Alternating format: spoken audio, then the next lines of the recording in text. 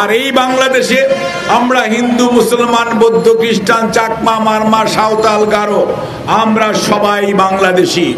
আমরা কেউ সংখ্যালঘু না, আমরা কেউ সংখ্যা গুরুও না। আমাদের পরিচয় আমরা বাংলাদেশি এবং আমরা সকল ধর্মের স্বাধীনতায় বিশ্বাস করি। সাম্প্রদায়িক সম্প্রীতির উজ্জ্বল উদাহরণ বাংলাদেশ। তার প্রকৃষ্ট প্রমাণ রাজবাড়িতে কয়েকদিন আগে কয়েকজন শ্রমিককে পিটিয়ে মেরে ফেলা হয়েছিল। তারপরেও রাজবাড়ির মানুষ তাদের যে ধৈর্য এবং তাদের যে সাম্প্রদায়িক সম্প্রীতি দিয়ে সেখানে কোনো উস্কানিতে পা দেয় নাই। এর প্রতি উত্তরে কারো বাড়ি ঘরে কোনো ভাঙচুর করে নাই। ঠিক অ্যাডভোকেট সাইফুল ইসলাম আলিফ চট্টগ্রামে শাহাদাত বরণ করলো, নৃশংসভাবে কুপিয়ে হত্যা করা হলো। তারপরেও চট্টগ্রামের মানুষ শুধু নয়, সারা বাংলাদেশের মানুষ কত সাম্প্রদায়িক সম্প্রীতির উদাহরণ যদি সৃষ্টি, এসছে বড় কি উদাহরণ চান? আপনি আমার ভাইকে কুপিয়ে মেরে ফেলবেন আর আমি আপনার সেই নৃশংস দৃশ্য দেখার পরেও ধৈর্য ধরে আমরা কোনো অবস্থাতেই কোনো ধরনের বিশৃঙ্খলা সৃষ্টি হোক এটি বাংলাদেশের কোনো মানুষ চায় না, সরকার চায় নাই, কোনো রাজনৈতিক দলও চায় নাই। সকল রাজনৈতিক দল ঐক্যবদ্ধভাবে সরকারের পাশে, দেশের পাশে, দেশের স্বার্থে আজকে একত্রিত। কোনো অবস্থাতেই সাম্প্রদায়িক সম্প্রীতির রক্ষার জন্য কোনো অবস্থাতেই কোনো উস্কানিতে পা দেওয়া যাবে না। কারণ তারা চায় আমাদেরকে, আপনাদেরকে বিপদগামী করতে।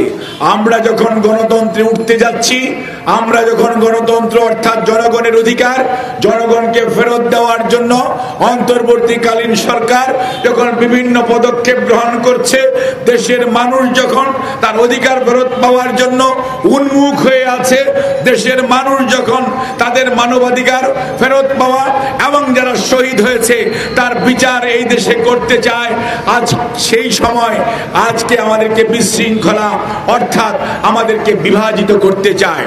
মনে রাখতে হবে, বিডিআর কিলিং বলেন আর এই বিগত 15.5 বছরে আমাদের যে শত শত ভাই গুম হয়েছে, কত কত নেতা কর্মীর ফাঁসি হয়েছে, কত কত নেতা কর্মী শহীদ হয়েছে, প্রত্যেকটার বিচারের প্রশ্ন যখন আসতেছে তখনই বাংলাদেশকে বিশৃঙ্খলার দিকে ধাবিত করার চেষ্টা করা হচ্ছে। তার কারণ তারা জানে যদি বিচার হয় তাহলে তাদের কি হবে কোর্ট বলতে পারবে।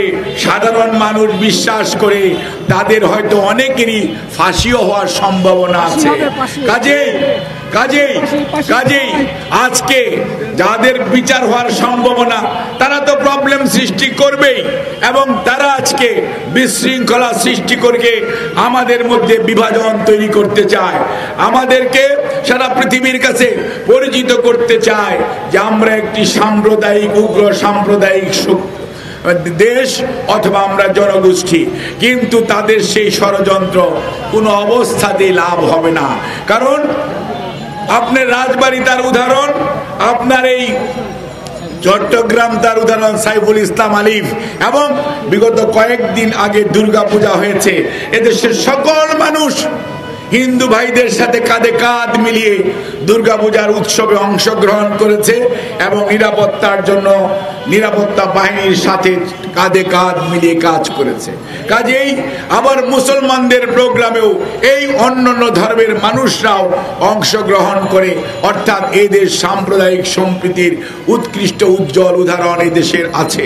কাজেই কোনো অবস্থাতেই ভাইয়েরা আমার, আমাদের সজাগ থাকতে হবে। এই ষড়যন্ত্র শুধুমাত্র ওই চিন্ময়ের জন্য তা না, এই ষড়যন্ত্র বাংলাদেশের অস্তিত্বের বিরুদ্ধে ষড়যন্ত্র। এই বাংলাদেশকে ধ্বংস করে দেওয়া, বাংলাদেশকে কেউ কেউ বিভিন্নভাবে হুমকি দেওয়ার চেষ্টা করে ওই চিকেন নেক দখল করে নিবে।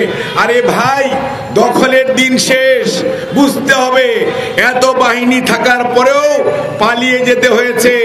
18 কোটি মানুষের 36 কোটি হাত থাকার পরে দখলের স্বপ্ন দেখেন সেই স্বপ্ন দিবা স্বপ্ন থেকে যাবে।